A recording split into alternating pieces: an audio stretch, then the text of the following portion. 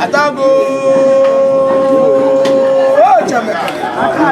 Oh, Jamaica. Amen. Oh, menashi. Ima. Nama. Oh, Bobaloma. Bobaloma. Hey, Bobaloma. Already apopami asasiapia. Ataboji mo no bo we, no bo shpo, no bo che, no bo te, no bo goji, no bo faji, no bo gbanesa. Kana me fe ne ina pa. Nu choke fe ni kumadesa na abu ani achogba atabo che fe lo eje me. Atabo che mo ni mo ba fe se no ta lo. Ni da nu ka se ka bi e fo manye. O se bia. Ni afo se ni afe na gba ni afe amo nu to o to fe ke sha. Eh na bo so bo mi sa. Na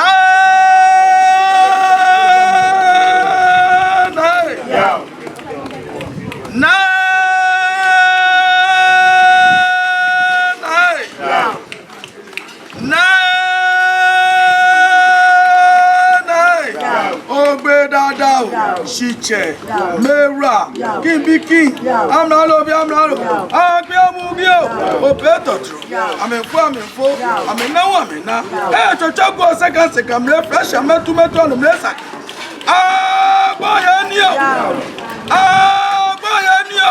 Osatoku, Osagana, Obotopashi, Oswabra, Akradede, Dede Leta, Mama Toma, Osabeku, Etopai, Totro. Ah, Premium, Atantoni, Tanya Street, Tanya Mai. Ami Adam Yabo, Togoshi Atancho, Taboshi, Taboma. Ah, Nijapi, yo man, Atantoni, Itanya Street, Itanya Mai, and Rascojo, Nissan, Atantoni, Itanya Street, Itanya Mai, ah, Via Couple, Yakasia. Now, what of photo machine? Look up the Macau, Atancho, Taboshi, Taboma. Ah, Baduko, Atancho, Itanya Street, Itanya Mai. Ekra obaka no cheka opewu onyawu teteganyo atancho buntabo suitabo mai brafo akroma akrama obobi atancho nyefe tenye suitenye ma egwa obegwa no tegwa obitolu osan no sonami atancho boy intabo shi intabo mai brafo akroma atancho nyefe tenye suitenye mai egwa obegwa no tegwa obitolu osan no sonami atancho intabo shi intabo mai oyadu agba atancho nyefe intenye shi intenye ma kasobri odaomu aboye alogobi aloko ofite osa atancho intabo shi intabo ma na koli aboyo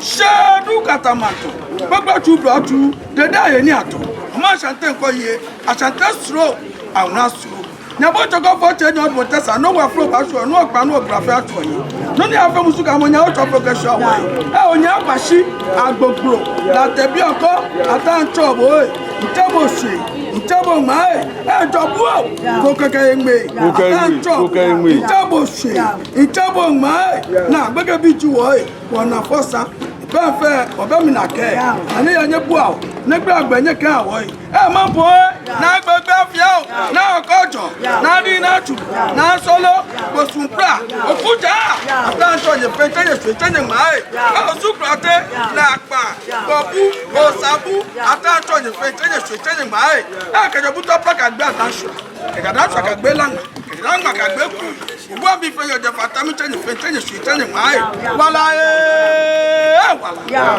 wala. Wala.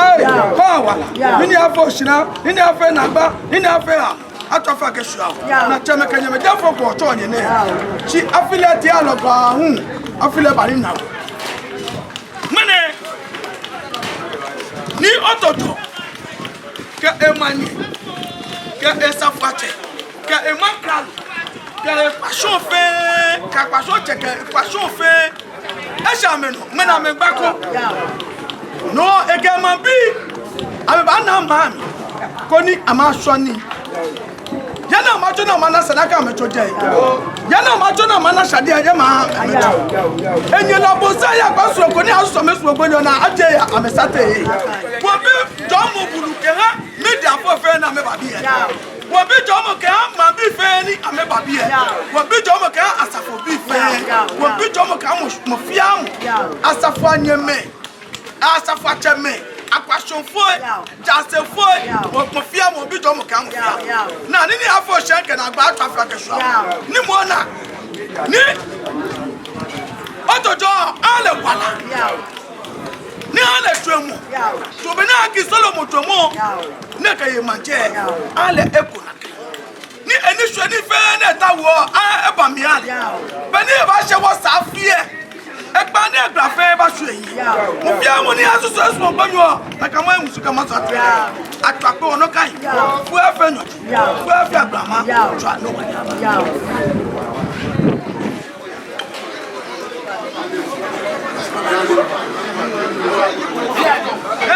kuto bi chonye chanye ke kuto plaka gba da shaka gbe lagba wo bi fenye ba yo ko enu anye ke do ko jojo na ni otojo e ke man ka lo ke manye ke ekwashoche ke safuache ke eshipifo ke esejame ameba na man ayabua na gbelegba na jana topo o ka me se jaja ma ajo kamo ko aso me so gbo na ka ma ja me esate atwape ono kai fu afi agrama twa no manya ba